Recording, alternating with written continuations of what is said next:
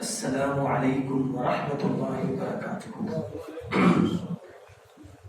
الحمد للہ نحمده ونستعینه ونستغفره ونؤمن به ونتوکل علیہ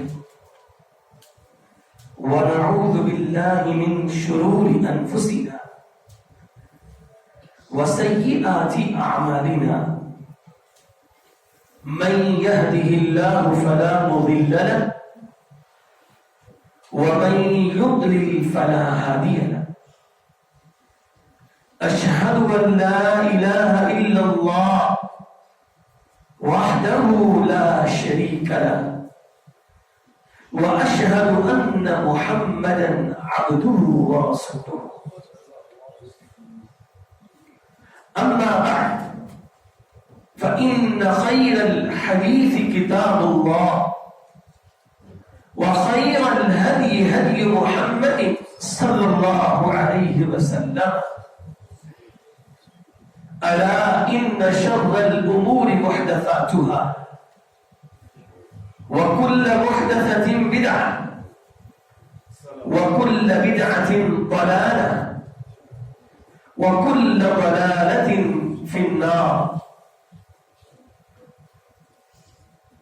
اللهم انفعنا بما علمتنا وعلمنا ما ينفعنا وزدنا علما. رب اشرح لي صدري ويسر لي امري واحلل عقدة من لساني يفقهوا قولي. اعوذ بالله السميع العليم من الشيطان الرجيم. بسم الله الرحمن الرحيم. يا أيها الذين آمنوا كتب عليكم الصيام كما كتب على الذين من قبلكم لعلكم تتقون.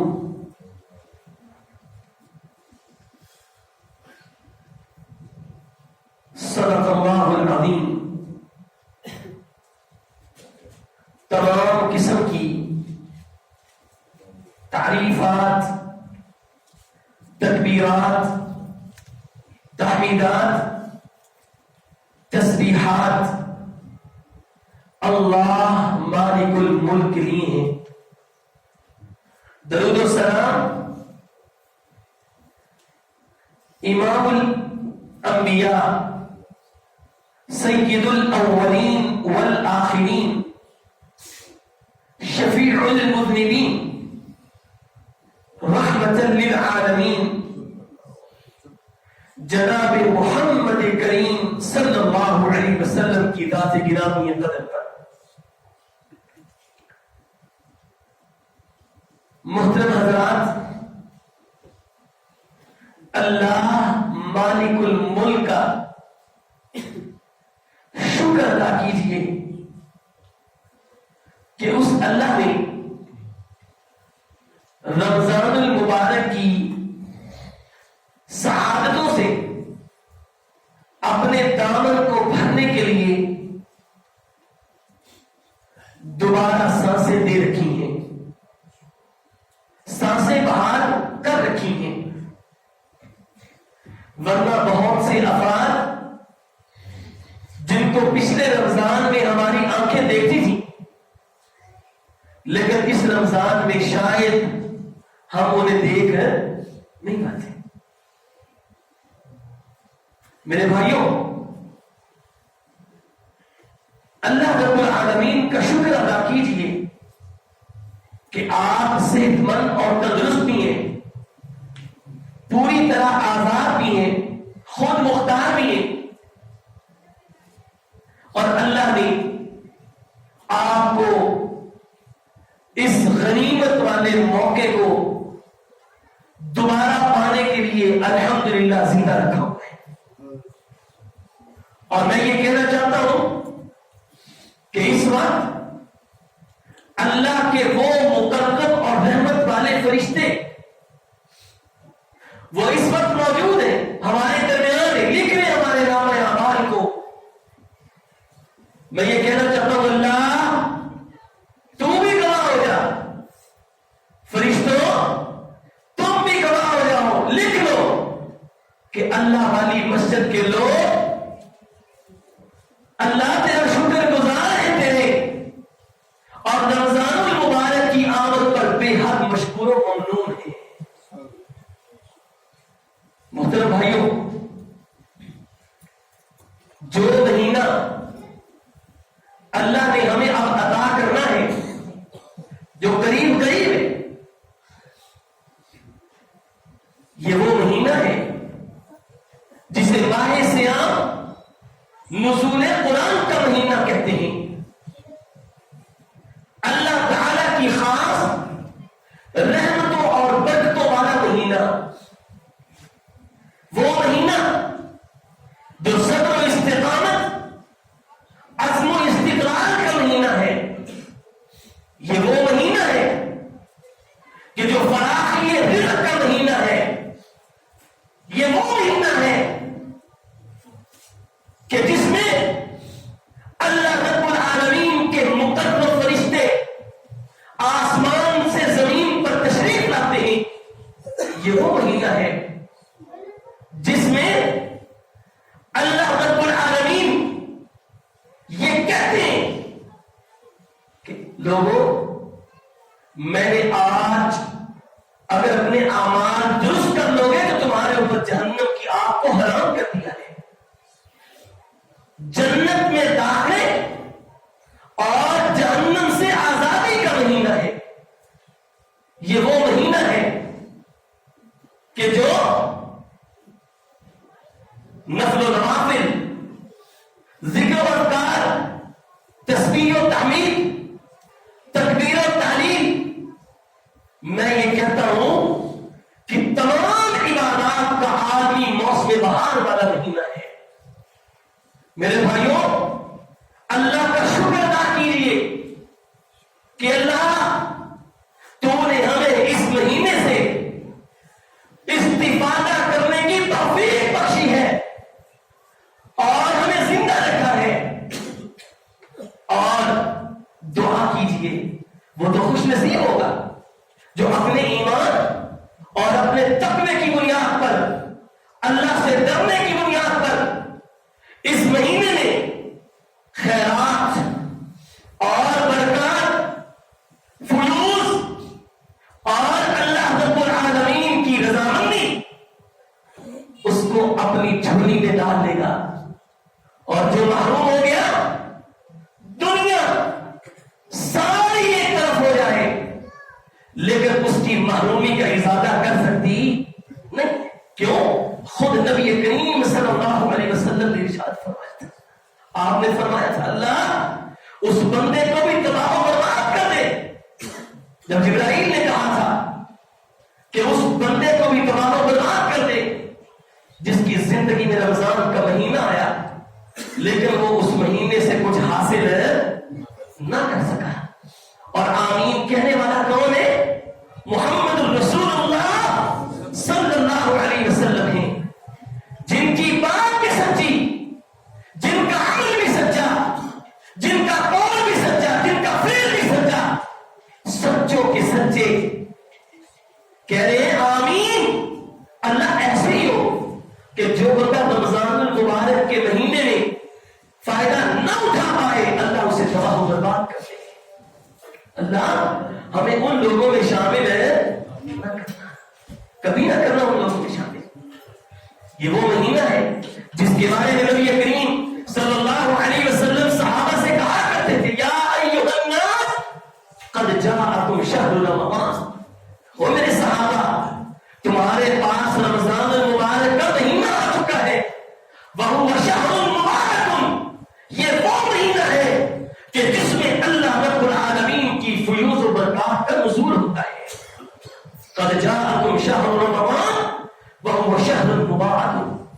میرے بھائیوں، اللہ رب العالمین سے دعا کیجیے اللہ ہمیں اس مہینے سے عبادت میں، عمل میں، تلاوت میں، قرآن میں، ذکر و اذکار میں، صدقات و خیرات میں اللہ ہمیں صحیح معنوں میں عمل کرنے کی توفیق عطا فرمائے۔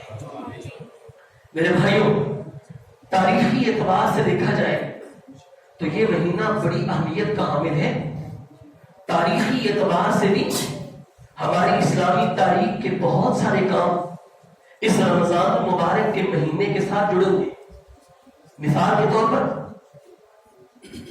سب سے پہلا جو سریہ، جسے سریہ سیف البحر کہتے ہیں، سب سے پہلا سریہ جس میں اللہ کے نبی نے خود شرکت نہیں کی لیکن صحابہ کو جہاد کے لیے بھیجا، اس سریہ کو سریہ سیف البحر کہتے ہیں. اور اس کے اندر اللہ کے نبی نے امیر لشکر حضرت سیدنا امیر حمزہ کو بنایا اور علمبردار حضرت ابو مرثد غروی کو بنایا. اسلام کا پہلا سریہ وہ بھی رمضان المبارک کے مہینے میں ہوا. اور اسی طرح یہ وہ مہینہ ہے کہ جس میں غزوہ بدر، حق و باطل کا مارکا، اسلام اور کفر کا سب سے بڑا مارکا اسی مہینے کے اندر وجود پذیر ہوا. اور یہ وہ مہینہ ہے کہ جس میں ہم دیکھیں 8 ہجری میں اللہ کے نبی 10,000 صحابہ کرام کو لے کر مدینہ سے فتح مکہ کے لیے روانہ ہوئے. اور پھر اللہ نے اسی رمضان المبارک کے مہینے میں مسلمانوں کو، صحابہ کرام کی جہود کو اور پھر دین کے ساتھ ان کی جڑی ہوئی محنتوں کو اللہ نے قبول فرما کر عالم اسلام کو غلبہ دے دیا اور کفر کو اللہ تعالیٰ نے ذلت سے دوچار کر دیا. یہی وہ مہینہ ہے کہ جس میں پہلی وحی کا نزول ہوا. میرے پیغمبر غار حرا میں بیٹھے ہوئے اللہ نے آسمان سے فرشتوں کو بھیجا اور سب سے پہلی وحی اقرأ بسم ربک الذی خلق، اس وحی کا نزول بھی رمضان المبارک کے مہینے میں ہوا. یہ وہ مہینہ ہے کہ جس میں حضرت خدیجہ الکبریٰ آپ کی سب سے باوفا اور سلیقہ شعار بھی، اس کا قبول اسلام بھی اسی مہینے میں ہوا اور وفات بھی حضرت خدیجہ الکبریٰ کی اسی مہینے میں ہوئی. یہ وہ مہینہ ہے جو تاریخی اعتبار سے ہمارے لیے بہت اہمیت کا حامل ہے. حضرت حسن بن علی رضی اللہ تعالی عنہ کی ولادت بھی اسی رمضان المبارک کے مہینے میں ہوئی. اور ان کے بعد حضرت علی المرتضی علی بن ابی طالب امیر المؤمنین رضی اللہ تعالی عنہ، ان کی شہادت 21 رمضان المبارک کو اسی مہینے میں ہوئی. یہ وہ مہینہ ہے کہ جس میں فاطمہ بنت محمد رضی اللہ تعالی عنہ، ان کی بھی وفات اسی مہینے میں ہوئی. حضرت سیدہ صفیہ رضی اللہ تعالی عنہ، میرے پیغمبر کی زوجہ، میری اور آپ کی ماں، اس کی وفات بھی اسی مہینے میں ہوئی. یہی نہیں بلکہ سیدہ عائشہ صدیقہ رضی اللہ تعالی عنہا، میری اور آپ کی ماں ام المؤمنین رضی اللہ تعالی عنہا، حضرت عائشہ صدیقہ، ان کی وفات بھی اسی رمضان المبارک کے مہینے میں ہوئی. یہی نہیں بلکہ جو طارق بن زیاد تھے، جب انہوں نے ایک عیسائی خاتون کے بلانے پر لبیک کہا اور اس وقت مسلمانوں کو فتح سے ہمکنار کروایا، اسلام کی عزت کو بحال کروایا، وہ مہینہ بھی رمضان المبارک کا مہینہ تھا. یہ بڑی اہمیت کا حامل مہینہ ہے کہ جس میں تاریخی اعتبار سے بھی مسلمانوں کی بہت ساری چیزوں کا ربط اور جوڑ ہے. میرے بھائیوں، اس لیے سب سے پہلی بات، جو لوگ کہتے ہیں نہیں جی نہیں، جہاد کیا چیز ہے، جہاد کیا ہے، کچھ بھی نہیں ہے، وہ لوگ جان لیں، اللہ کی قسم اٹھا کر کہتا ہوں اور میرے پیغمبر کے صحابہ کو دیکھو، جس وقت غزوہ بدر کا موقع ہے، میرے پیغمبر کے صحابہ روزے کی حالت میں اور رمضان المبارک کا مہینہ ہے. اس لیے میرے بھائیوں، رمضان المبارک اپنے ہر حوالے سے بڑی اہمیت کا حامل مہینہ ہے. اس کی قدر کیجیے اور اس سے استفادہ اٹھائیے. نبی کریم صلی اللہ علیہ وسلم نے فرمایا، یا ایھا الذین آمنوا، قرآن مجید فرماتا ہے یا ایھا الذین آمنوا کتب علیکم الصیام، اے ایمان والو تمہارے اوپر روزوں کو اللہ نے کیا کیا؟ فرض کیا. کما کتب علی الذین من قبلکم لعلکم تتقون، اور یہ روزے جس طرح تمہارے اوپر فرض کیے گئے اسی طرح تم سے پہلی امتوں پر بھی روزے فرض تھے. کس طرح روزے فرض تھے؟ روزے تو یہی تھے لیکن روزے کا طریقہ مختلف تھا. روزے کا طریقہ مختلف تھا. آپ اس آیت پہ غور کریں، اللہ نے کس طرح خطاب کیا؟ یا ایھا الذین آمنوا، اے ایمان والو. اور یہ کوئی خطاب چھوٹا سا نہیں ہے، یہ ذرا سمجھیں. مثال کے طور پر جب بندہ جب کوئی بادشاہ یا عمران خان اس وقت وزیر اعظم ہے، وہ کہے جی فلاں جناب غوری ٹاؤن میں ہمارے ایک بھائی امجد صاحب ہیں، ان کو بلائیں، ان سے ملاقات کرنا چاہتا ہوں، بندہ خوش ہو جاتا ہے کہ میرا نام لیا. یہ تو معمولی سی چیز نہیں ہے میرے بھائیوں. اللہ نے آپ کے ایمان کو مخاطب کر کے آپ کو مخاطب کیا ہے. یا ایھا الذین آمنوا، اے ایمان والو. ایمان کا خطاب آپ کو اللہ نے دے دیا اور آپ کے ماتھے کا جھومر بنا دیا. یا ایھا الذین آمنوا. پہلے لوگوں پر روزے فرض تھے. کس طرح فرض تھے؟ اس طرح تھے کہ مثال کے طور پر ان کا طریقہ مختلف تھا. صبح شام کو سحری کی، اگلے دن شام کو جا کر روزہ افطار کرنا ہے. یہ طریقہ ہے کہ کیا کرتے تھے کہ پہلی امتوں میں چپ کا بھی ایک روزہ تھا. وہ کیا تھا؟ انی نذرت للرحمن صوما فلن اکلم اليوم انسیا. مریم نے کہا تھا آج میں نے چپ کے روزے کی کیا رکھی ہوئی ہے؟ نیت کی ہوئی ہے، اور میرا روزہ ہے آج کے دن میں کسی سے کلام نہیں کروں گی. اسی طرح جس طرح کے یہود حضرت موسیٰ علیہ السلام کو ماننے والے وہ فرعون سے نجات پر روزہ رکھتے تھے، اور پھر نبی کریم صلی اللہ علیہ وسلم نے فرمایا نحن احق منکم بموسیٰ، ہم موسیٰ کے زیادہ حقدار ہیں کہ ان کی نجات کی خوشی میں ہم بھی کیا رکھیں؟ روزہ رکھیں. روزے کے طریقے مختلف تھے پہلی امتوں میں، اور اللہ نے ہمارے لیے طریقہ منتخب کیا اس امت محمدیہ کے لیے. وہ اتنا بہترین، اتنا زبردست اور اتنا اعلیٰ کہ پہلی امتوں اور پہلی شریعتوں میں اس طرح کے روزے کا تصور موجود نہیں تھا. میرے بھائیوں، یہی وجہ ہے کہ اللہ رب العالمین سے یہ دعا کیجئے کہ اللہ تیرا شکر ہے تو نے دین اسلام کو عطا کیا ہے، اتنی عظیم نعمت عطا کی ہے. اور پھر اب میں جو بیان کرنا چاہ رہا ہوں وہ کیا ہے؟ روزے کی فضیلت اور اہمیت کیا ہے. روزے کی فضیلت اور اہمیت کیا ہے؟ نبی کریم صلی اللہ علیہ وسلم نے فرمایا، میں نے حدیث پڑھی ہے، اللہ کے نبی فرماتے ہیں کہ جنت میں اللہ نے اس طرح کے محلات تیار کیے ہیں کہ ان کا جو اندرونی حصہ ہے اس سے بیرونی حصہ نظر آتا ہے، اور جو بیرونی حصہ ہے اس سے اندرونی حصہ نظر آتا ہے. اتنے عمدہ اور نفیس قسم کے وہ محلات ہیں. اللہ کے نبی صلی اللہ علیہ وسلم کے پاس ایک عرابی بیٹھا ہوا تھا. وہ عرابی کہتا ہے اللہ کے نبی وہ اتنے عمدہ اور نفیس محلات اللہ کسے عطا کریں گے، وہ کسے دیں گے؟ اللہ کے نبی صلی اللہ علیہ وسلم نے فرمایا اعدها اللہ لمن اطعم الطعام وألان الكلام وتابع الصيام وصلى بالليل والناس نيام.